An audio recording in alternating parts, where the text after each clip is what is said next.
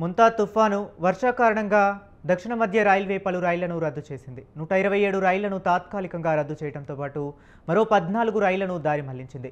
Falaknuma, east Coast, Godavari, Visakha, Narsapur ఎక్స్ప్రెస్లు రద్దు చేశారు. వర్షాల కారణంగా పలు రైల్వే స్టేషన్లలో ఎక్కడికక్కడే రైళ్లు నిలిచిపోయాయి. తెలంగాణలోని మహబూబాబాద్ జిల్లా గుండ్రతిమడుగులోని కోనార్క్ ఎక్స్ప్రెస్, డోర్నకల్లో గోల్కొండ ఎక్స్ప్రెస్ నిలిచిపోయాయి. ఏపీలోని కృష్ణా జిల్లా కొండపల్లిలో సాయినగర్ షిరిడి ఎక్స్ప్రెస్ నిలిచిపోయింది.